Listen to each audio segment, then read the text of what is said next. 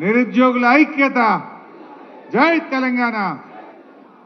గౌరవనీయులు, జీవితమంతా కూడా విద్యార్థుల కోసం, నిరుద్యోగుల కోసం, బలహీన వర్గాల ప్రజల కోసం నిరంతర పోరాట యోధుడు అన్న పెద్దలు ఆర్ కృష్ణయ్య గారికి, గౌరవనీయులు తమ్ముడు రాకేష్ రెడ్డి గారికి, గౌరవనీయులు అశోక్ గారికి, గెల్లు శ్రీను గారికి, నీలం వెంకటేష్ గారికి, సిపిఎం పార్టీ రాష్ట్ర కార్యదర్శి గౌరవనీయులు పెద్దలు జాన్ వెస్లీ గారికి, వేదిక మీద ఉన్న మా నిరుద్యోగ యువతి యువకులకు, ఇంత గొప్పగా ఈ కార్యక్రమాన్ని స్వచ్ఛందంగా నిర్వహించినటువంటి నిరుద్యోగ జేఏసీ సభ్యులకు, మా సోదర సోదరీమణులకు, మీడియా మిత్రులకు అందరికీ పేరు పేరున నమస్కారం, ఉద్యమాభివందనాలు.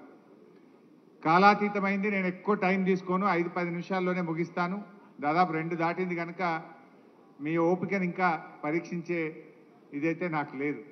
మిత్రులారా, ఈరోజు ఈ నిరుద్యోగ జేఏసీ ఏమడుగుతా ఉంది? నాడిచ్చిన మాట నిలబెట్టుకో రేవంత్ రెడ్డి అని అడుగుతుంది. ఇదే రేవంత్ రెడ్డి ఆనాడు నిరుద్యోగ యువతి యువకుల దగ్గరికి వచ్చి వేడుకున్నాడు, ఎన్నికల్లో వాడుకున్నాడు. గద్దెనెక్కిన తర్వాత ఏమైందయ్యా నువ్వు ఇచ్చిన మాట అంటే ఇవాళ మొండి చేయి చూపిస్తా ఉన్నాడు, నిరంకుశంగా అణిచివేసే ప్రయత్నం చేస్తూ ఉన్నాడు. ఆనాడు రేవంత్ రెడ్డి గారిని నమ్ముతారో నమ్మరో అని రాహుల్ గాంధీ గారిని అశోక్ నగర్ సెంట్రల్ లైబ్రరీ మెట్ల మీద కూర్చోబెట్టి మొదటి ఏడాదే 2 లక్షల ఉద్యోగం ఇస్తామని చెప్పి రాహుల్ గాంధీతో చెప్పించారు. ప్రియాంక గాంధీ గారితో సరూర్ నగర్ స్టేడియంలో మీటింగ్ పెట్టి మొదటి ఏడాది 2 లక్షల ఉద్యోగాలు ఇస్తామని, రాజీవ్ యువ వికాసం ఇస్తామని, 4000 నిరుద్యోగ భృతి ఇస్తామని, బ్యాక్లాగ్ పోస్టులన్నీ నియామకాలు చేస్తామని ఎన్నెన్నో మాటలు చెప్పించారు. మరి మాటలు చెప్పిన రాహుల్ గాంధీ, మాటలు చెప్పిన ప్రియాంక గాంధీ ఇలా పత్తా లేకుండా పోయినరు. గాంధీలు మాయమైపోయినరు. గాంధీల పేరు చెప్పి ఓట్లు అడిగినరు. మేనిఫెస్టోలో పెట్టి బాండ్ పేపర్లు పంచి గద్దెనెక్కిన ఇవాళ రేవంత్ రెడ్డి ఏమో ఏమైందయ్యా అంటే ఇవాళ అలా కూర్చున్నాడు, జూబ్లీహిల్స్ ప్యాలెస్లో కూర్చున్నాడు.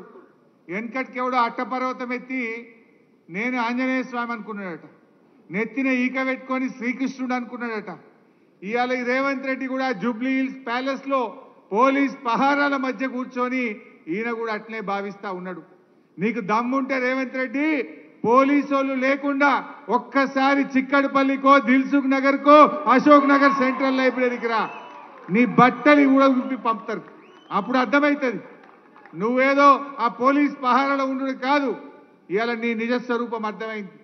రాష్ట్ర ప్రజలకు 2 ఏళ్లలోనే రేవంత్ రెడ్డి యొక్క మోసాలు, కాంగ్రెస్ దగ ఈ రాష్ట్రంలో అన్ని వర్గాల ప్రజలకు కూడా అర్థమైంది. జాబ్ నోటిఫికేషన్ ఏమయ్యా రేవంత్ రెడ్డి అంటే మద్యం షాపులకు నోటిఫికేషన్ ఇస్తున్నాడు. సిగ్గులేదు. ఆ మద్యం షాపులకు ఇంకా 2 నెలల టైం ఉన్నది, అదేమో అడ్వాన్స్ పిలిచిండు. 2 నెలల ముందే మద్యం షాపులకు నోటిఫికేషన్ ఇచ్చిండు.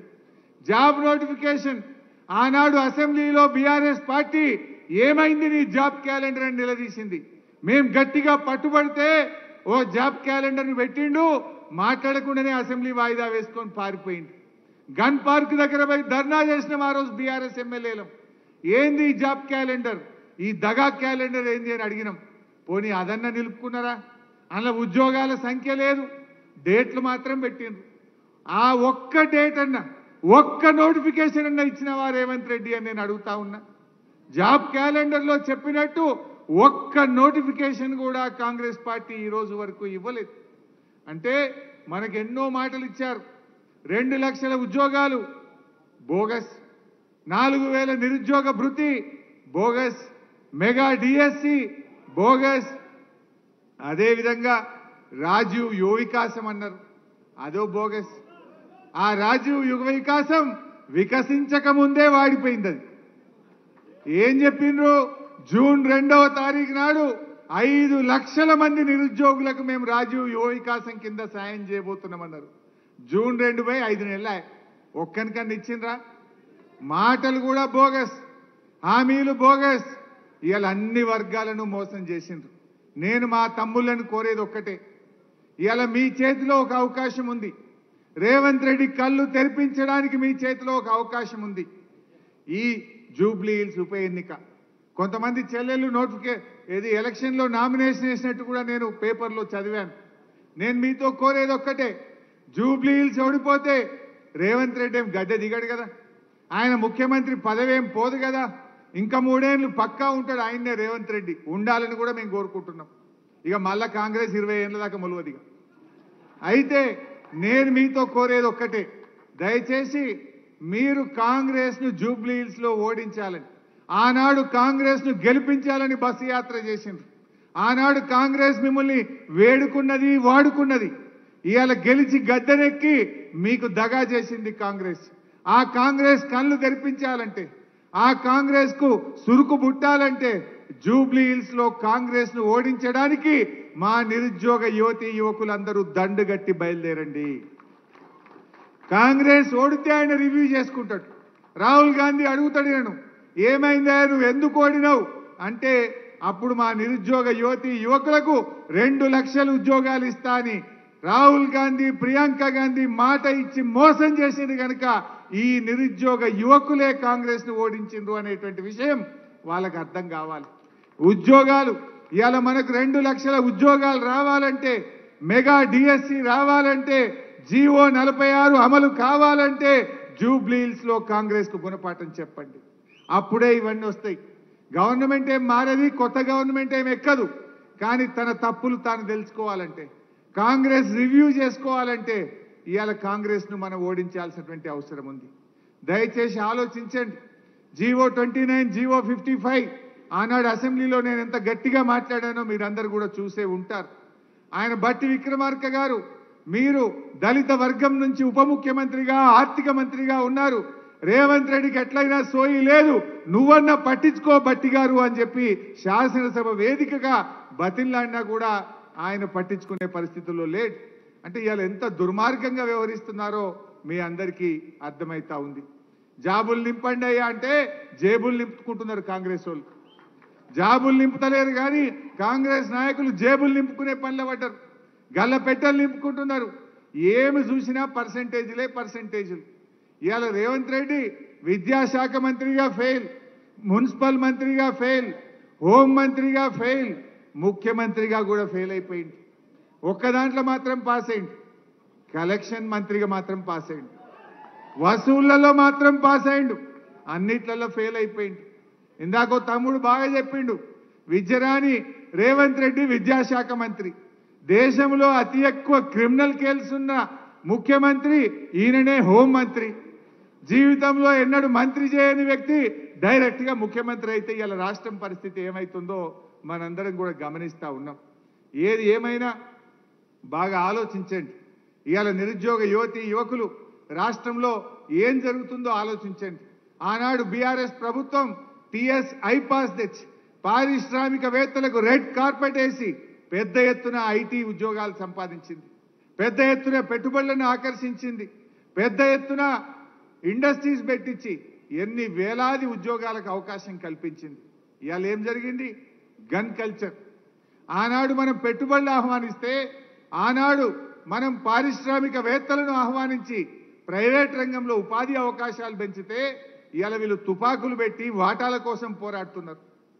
మంత్రులు, ముఖ్యమంత్రి ఇవాళ గన్నులు పెట్టి బెదిరిస్తున్నారని ఎవరు చెప్తున్నారు? స్వయంగా కేబినెట్ మంత్రి గారి కుమార్తె చెప్పింది. రేవంత్ రెడ్డి తుపాకిచ్చి పంపిండు, బెదిరించి వసూళ్లు చేస్తున్నాము అని చెప్పి మనం చెప్తలేము, మంత్రి గారి కుమార్తె చెప్తుంది. ఇవాళ ఐఏఎస్ ఆఫీసర్లు మధ్యలోనే వాలంటీర్ రిటైర్మెంట్ తీసుకొని ఒక మంచి అధికారి ఇవాళ మధ్యలోనే వెళ్ళిపోతున్న పరిస్థితి వచ్చింది. రాష్ట్రం ఎటువైపు పోతుందో ఆలోచించండి. ముఖ్యంగా నిరుద్యోగ యువతి యువకులు, చదువుకున్నటువంటి వాళ్ళు, ఇవాళ రేపటి భవిష్యత్ తరం నాయకులు మీరందరూ కూడా జాగ్రత్తగా ఆలోచించాల్సిన అవసరం ఉంది. ఇవాళ బీఆర్ఎస్ పార్టీ ఆనాడు 1,64,000 ప్రభుత్వ ఉద్యోగాలు ఇచ్చింది. కాకపోతే మేము చెప్పుకోలేకపోవచ్చు, కాకపోతే మీరు ఆశించినంత స్థాయిలో చేయలేకపోవచ్చు. గ్రూప్ 1, గ్రూప్ 2 ఆ రోజు ఆలస్యమైంది. కారణం ఏంటంటే 2 ఏళ్ళు కరోనా. మేము 95% లోకల్ రిజర్వేషన్ రావాలి, ఎందుకంటే 40% ఇతర రాష్ట్రాల వాళ్ళు గ్రూప్ 1లో వస్తే మన పిల్లలకు అన్యాయం అవుతుందని చెప్పి 95% రిజర్వేషన్ కోసం కేసీఆర్ గారు కేంద్రం మీద ఒత్తిడి పెట్టి 2 సంవత్సరాలు కష్టపడి ఆ లోకల్ రిజర్వేషన్ మనం సాధించాం. ఇందాక మిత్రులు చెప్పారు రేవంత్ రెడ్డి ఉద్యోగాలు ఇచ్చినా అంటుండు. ఆయన ఇచ్చిన వాటిల్లో నోటిఫికేషన్ ఇచ్చింది బీఆర్ఎస్, పరీక్ష పెట్టింది బీఆర్ఎస్, ఫిజికల్ టెస్ట్ పెట్టింది బీఆర్ఎస్, ఫలితాలు ఇచ్చింది బీఆర్ఎస్, కాయిదాలు వంచింది రేవంత్ రెడ్డి. అది 60,000 ఇచ్చిన అంటాడు. ఎస్ఐ కానిస్టేబుల్ ఉద్యోగాలు బీఆర్ఎస్ ప్రభుత్వమే అన్ని పరీక్షలు నిర్వహించిన 15,400 ఉద్యోగాలు బీఆర్ఎస్ నోటిఫికేషన్ ఇచ్చింది. 9,000 గురుకుల ఉద్యోగాలు బీఆర్ఎస్ నోటిఫికేషన్ ఇచ్చింది. 8,000 గ్రూప్ 4 ఉద్యోగాలు బీఆర్ఎస్ నోటిఫికేషన్ ఇచ్చింది. అదేవిధంగా హెల్త్ డిపార్ట్మెంట్లో స్టాఫ్ నర్సులు, పారామెడికల్ సిబ్బంది 7,000 ఉద్యోగాలు బీఆర్ఎస్ ఇచ్చింది. జేఎల్ 1,300 బీఆర్ఎస్ ప్రభుత్వం ఇచ్చింది. 6,000 డిఎస్సి ఉద్యోగాలు బీఆర్ఎస్ ప్రభుత్వం ఇచ్చింది. ఇవన్నీ బీఆర్ఎస్ ప్రభుత్వమే నోటిఫికేషన్లు ఇస్తే వాటికి కాయిదాలు పంచి నేను ఉద్యోగాలు ఇచ్చిన అంటాడు. అచ్చంగా కాంగ్రెస్ నోటిఫికేషన్ ఇచ్చి కాంగ్రెసే ఉద్యోగాలు ఇచ్చింది. కేవలం డిఎస్సిలో 5,000 ఉద్యోగాలు మాత్రమే. దానికి 60,000 70,000 ఇచ్చినామని ఇవాళ అబద్ధాలు చెప్తూ గోబల్స్ ప్రచారం చేస్తూ ఉన్నారు. నిజాలు ఎప్పటికైనా నిజాలే ఉంటాయి. ఎంతకాలం మోసం చేయలేవు, ఒకసారి చేయగలుగుతావు. ఇవాళ నీ నిజస్వరూపం బయటపడ్డది రేవంత్ రెడ్డి. ఇప్పటికైనా మేలుకో. నిరుద్యోగ యువకులకు ఇచ్చిన హామీ ప్రకారంగా వెంటనే 2 లక్షల ప్రభుత్వ ఉద్యోగాలను భర్తీ చేయాలని ఈ వేదిక నుంచి మీ అందరి పక్షాన డిమాండ్ చేస్తా ఉన్నాం. తమ్ముళ్ళకి మేము ఇచ్చే హామీ ఒకటే, తప్పకుండా అసెంబ్లీలో రేవంత్ రెడ్డి ప్రభుత్వాన్ని ప్రశ్నిస్తాం. మొన్న అడిగాం అసెంబ్లీ పెట్టవే అంటే ఒక్కటే నాడు ఆదివారం పెట్టిండు పోయిండు. ఒక్కటే రోజు పెట్టారు ఎవడన్నా అసెంబ్లీ? ఒకటే నాడు పొద్దున పెట్టిండు, సాయంత్రం బంద్. అది కూడా కాళేశ్వరం కమిషన్ అని ఏదో తిట్టాలి, బురద జల్లాలి, పోవాలి. ప్రజా సమస్యల మీద మాట్లాడమయ్యా, అసెంబ్లీ పెట్టవయ్యా రేవంత్ రెడ్డి అంటే ఒక్కటే నాడు ఆదివారం పెట్టిండు. అంటే ఎంత భయపడుతుండు, అసెంబ్లీ పెట్టడానికి కూడా భయపడుతున్నాడు. తప్పకుండా కాంగ్రెస్ మీద ఒత్తిడి పెంచుతాం. శాసనసభలో జీవో 46 గురించి, మెగా డిఎస్సి గురించి రావాల్సిన నోటిఫికేషన్లు, ముఖ్యంగా జెన్కో కానీ, అదేవిధంగా GPO, police notification, deputy surveyor notification, ఇతర గ్రూప్ నోటిఫికేషన్ల కోసం, జాబ్ క్యాలెండర్ అమలు కోసం మీ గొంతుకై మీ పక్షాన బీఆర్ఎస్ పార్టీ పోరాడుతుందని చెప్పి కూడా మనం చేస్తా ఉన్నా. ఒకవేళ దిగి రాకపోతే ఇవాళ ఇది ప్రారంభం మాత్రమే. అన్ని జిల్లాల్లో కూడా ఈరోజు మనం ఏదైతే నిరుద్యోగ బాకీ కార్డును మనం విడుదల చేశామో ఈ నిరుద్యోగ బాకీ కార్డును రాష్ట్రంలో అన్ని జిల్లా కేంద్రాల్లో కూడా పెట్టి యువతను ఏకం చేద్దాం, ప్రభుత్వం మీద ఒత్తిడి పెంచుదాం. ప్రత్యక్ష పోరాటంలో కూడా బీఆర్ఎస్ పార్టీ మీతో కలిసి వస్తుంది, మీకు అండగా ఉంటుంది, అన్ని రకాల సహాయ సహకారాలు అందిస్తామని చెప్పి మనవి చేస్తూ ఇంత మంచి కార్యక్రమాన్ని పెట్టి జాన్ వెస్లీ గారిని, నన్ను, ఆర్ కృష్ణన్న గారిని పిలిచి ఇవాళ ప్రభుత్వం మీద ఒత్తిడి పెంచే ప్రయత్నం ఏదైతే చేస్తున్నారో దానికి నేను మనస్ఫూర్తిగా అభినందిస్తూ ఇప్పటికైనా కాంగ్రెస్ మేల్కొనాలని, నిరుద్యోగులకు ఇచ్చిన హామీలు అమలు చేయాలని చెప్పి డిమాండ్ చేస్తున్నాం. రాహుల్ గాంధీ, ప్రియాంక గాంధీ ఆనాడు వచ్చి ఓట్లేయించడమే కాదు, ఇచ్చిన హామీ అమలు చేసే బాధ్యత రాహుల్ గాంధీ గారి మీద, ప్రియాంక గాంధీ గారి మీద కూడా ఉంది. మీరు తక్షణమే రివ్యూ చేయండి, రేవంత్ రెడ్డికి మొట్టికాయలు వేయండి, నిరుద్యోగ యువకులకు ఇచ్చిన హామీ నిలుపుకోండి. లేదంటే ఇంకా 20 ఏళ్ల దాకా మళ్ళీ కాంగ్రెస్ మాటే ఉండదు తెలంగాణలో బిడ్డ, జాగ్రత్త అని చెప్పి హెచ్చరిస్తూ జై తెలంగాణ. చాలా చాలా ధన్యవాదాలు అన్నగారు. మీ